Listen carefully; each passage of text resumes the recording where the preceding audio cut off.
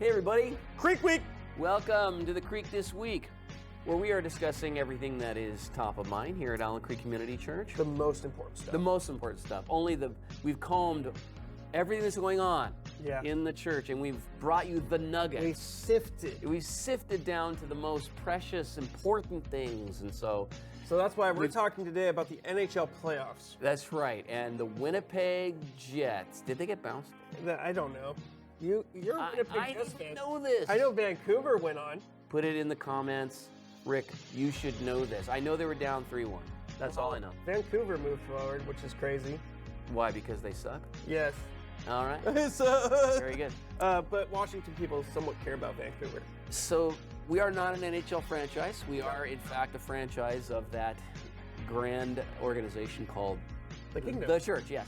So we're talking about Ruth these days. So we just opened up a series this weekend. Yeah. So this next week, we're going to talk about that second chapter where this Moabite woman, this widow, says, I want to be with your people. I want to be your God, going to be my God. And she has this beautiful, sweet relationship with Yahweh, just embraces God as her own. And then that means now she enters into this incredible relationship.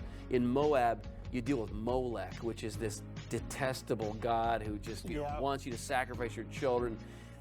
Jehovah, it wants relationship. And so she realizes this and now enters into this wild sort of courtship with Boaz, a very Bronze Age kind of courtship where she's a gleaner in his field, he's a rich man, and now what will he do? And can she trust God with the results? Yes. A Boaz. Yes. Not a no job ass. Yeah, right. Or not a drunk ass. Yeah. Yeah, that's Boaz. right. Yeah. So we're... So come check that out. I think it's going to be really good. Yep. We'll see you here this weekend on that. And then, hey, we just launched Celebrate Recovery a couple of weekends ago. That was so great. Celebrate Recovery. When is that? Give us a little bit of the deets on that. That is on Saturday nights, Rick. Yeah.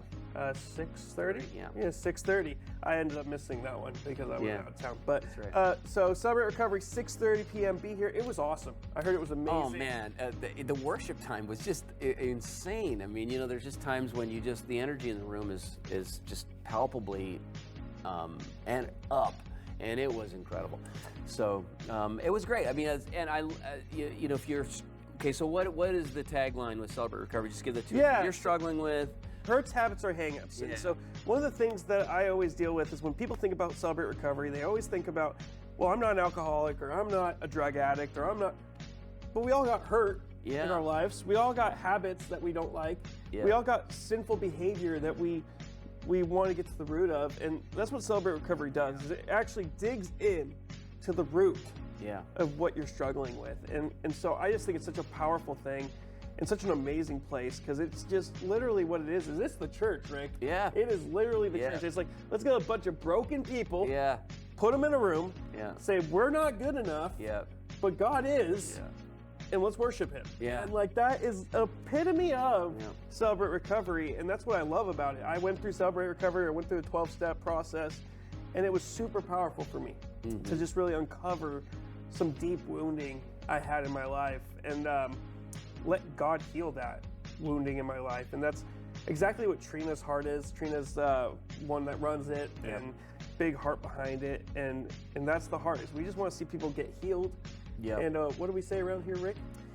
Get real, get healed. Exactly. And so that's what it's all about. So when you get to Celebrate Recovery, we get real so we can get healed. And come check it out. It's an amazing opportunity for all of us. Yeah, super cool. And speaking of getting healed and God's grace, we got an outreach event coming up, which is that's coming up June. When? I would know that. Third Friday. Third Friday. Right. Yeah, 14th. Yep, 14th. We're getting symbols. 14th. So that's the third Friday. So it's a murder mystery night. Whoa, so this what is the heck? Yeah. So have you committed a murder? Not me. Oh, okay. I did not commit a murder. It wasn't you. But we're gonna find out who done it though. We will. And here's the thing, it's a mega pack. So like there's all sorts of things. There's gonna be like 23 people who are actually gonna be in distinct roles. Okay. And they have to investigate. Oh, that sounds like fun. Things. And then we have everyone else is the investigators. and they have to like figure out what's going on. It's set in a cruise ship.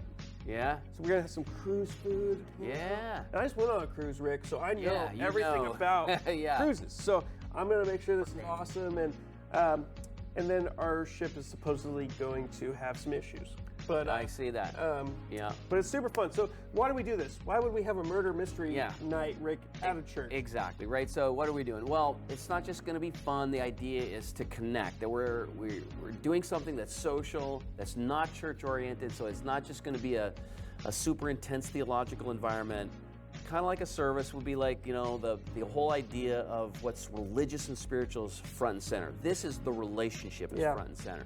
So it's about building connections and creating excuses for us to be together, and then to invite friends of ours in our circle, coworkers, family members that may or may not love Jesus into our circle to experience the love that we have for each other. And a lot of times, Alex, that's just experienced not just when we're doing super spiritual stuff like praying together, which is awesome, or reading the Bible, which is also awesome, but when we're enjoying each other's company, laughing together, and saying over and over again, that's what a murderer would say. Yeah.